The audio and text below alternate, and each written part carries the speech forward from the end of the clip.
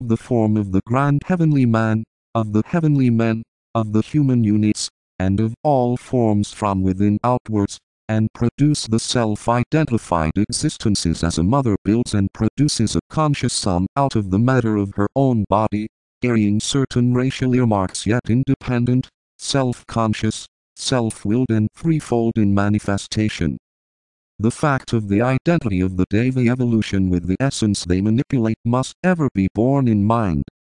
Finally, certain words or mantric sounds, 15,351. They have in India an ancient system of psychical teaching called yoga, in which the recitation of certain mantrams, or verses of Sanskrit, is prescribed. Especially important is said to be the way in which the mystical syllable Om, or Am, is pronounced. Learned Brahmins tell me that the illimitable psychic potentiality of the Sanskrit charms, or mantrams is only drawn out by the adoption of a certain very accurate rule of pronunciation, swara. They say that by formulating the words correctly a vibration is set up in the akas, or that part of the ether of space which enwraps our globe, which makes man the master over all the spirit denizens of the various kingdoms of nature. It first reacts upon the astral double or ethereal body of the man himself, purifying its grossness, stimulating its psychic powers out of the normal state of latency, and gradually fortifying them up to the point of mastery over nature's finer forces.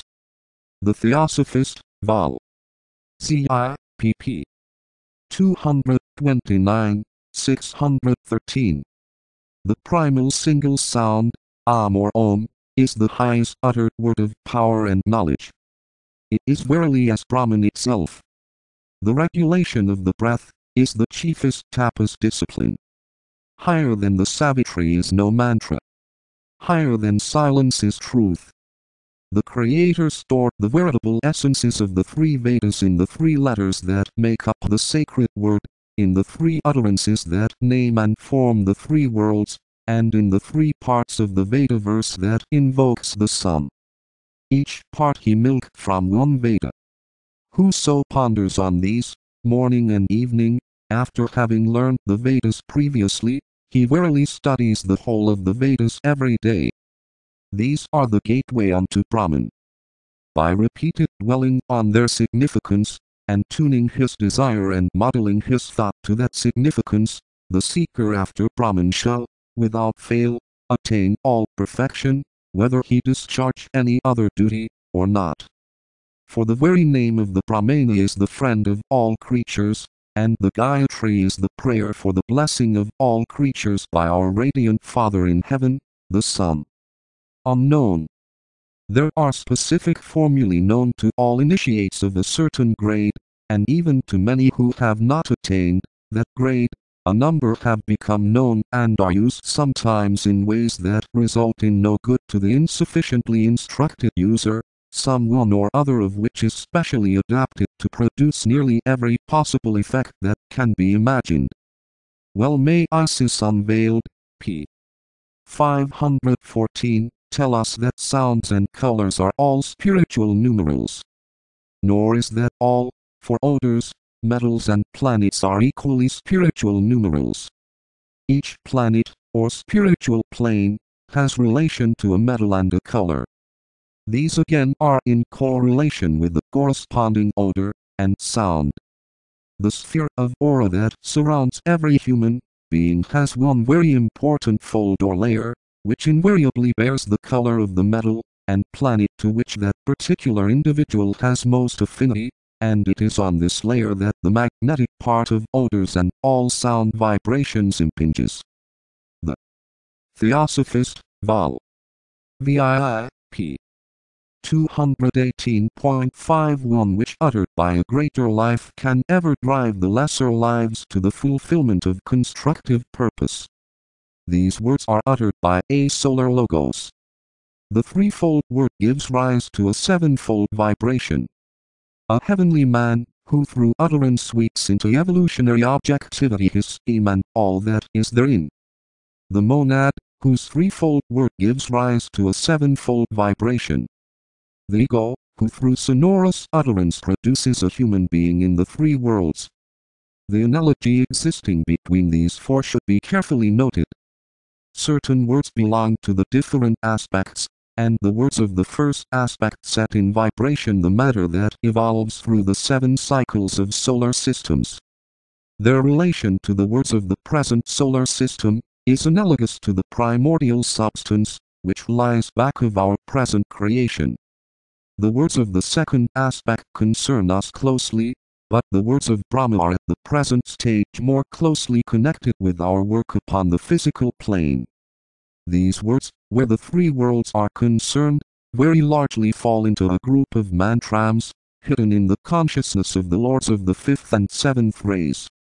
By their intelligent utterance the third aspect, the Brahma or Manasic aspect, is brought into contact with the first aspect and produces that which we call the conscious sum, or someday upon the mental plane they are sounded by the Lord of the 5th ray, causing a vibration not only in what we might call the lower levels, but producing response on the first or archetypal plane and on the cosmic mental plane likewise.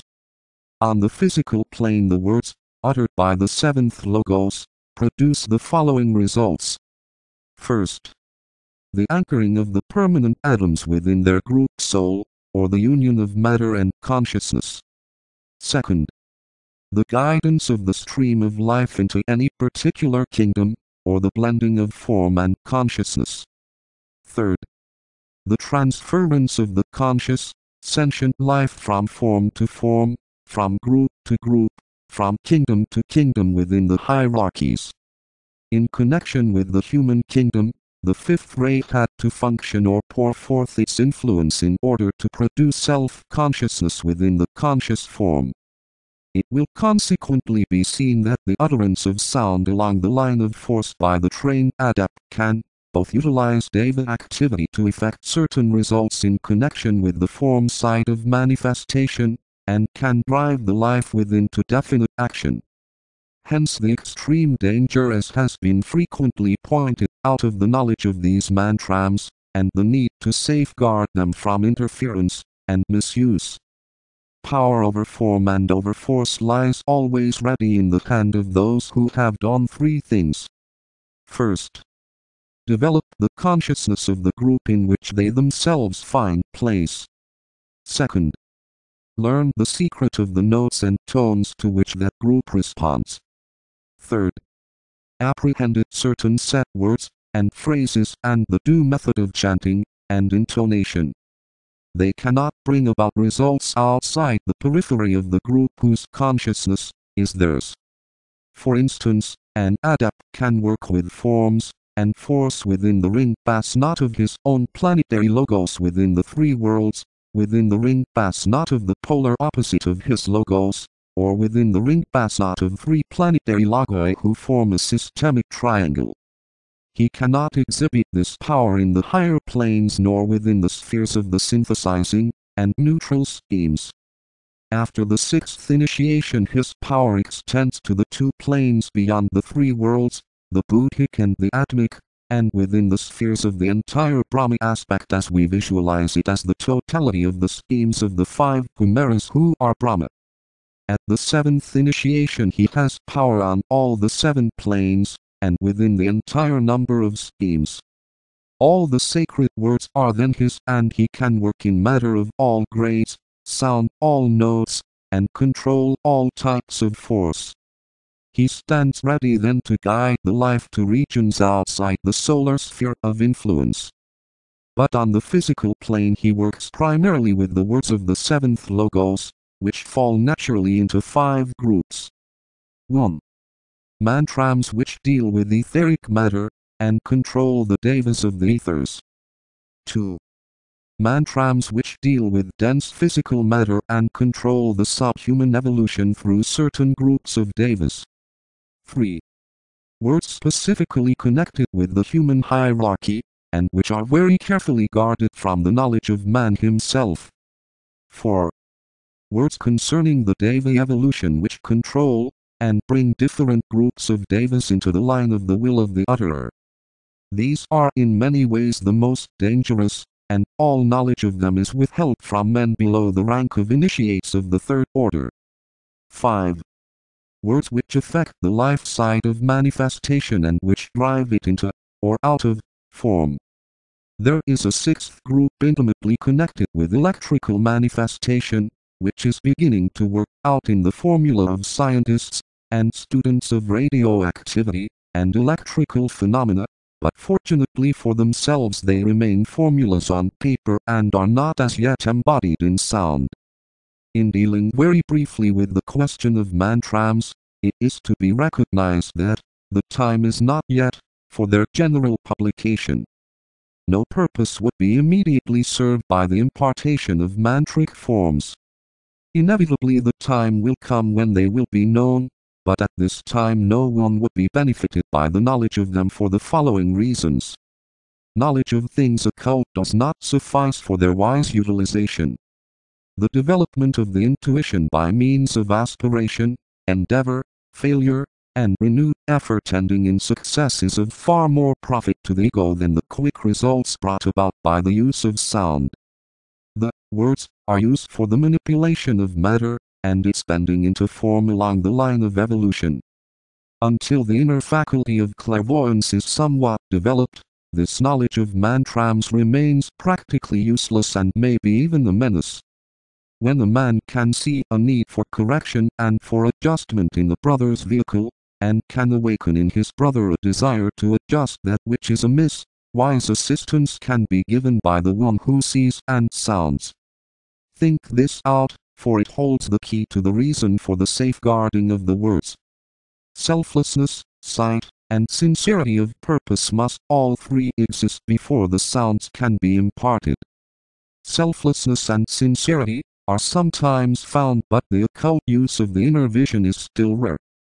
We must keep closely in mind, as we take up this matter of the incoming ray and the effects to be looked for from its influence, that we are only considering the mind aspect in the three evolutions.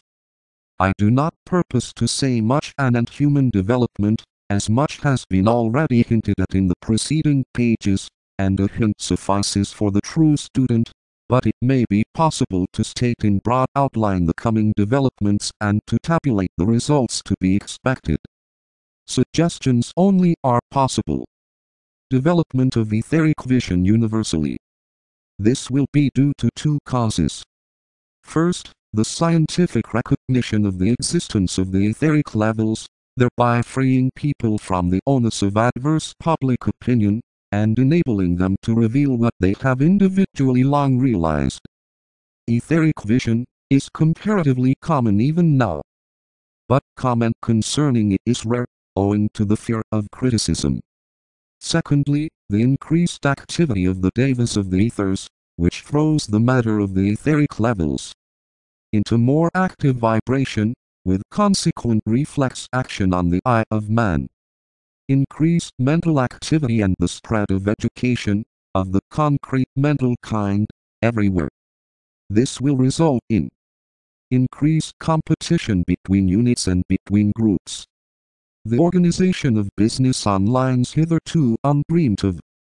The foundation of groups, and aggregations of groups whose sole purpose will be to synthesize all the lines of human endeavor, and thus bring about unification of effort, and economy of force in the scientific, business, philosophic, educational,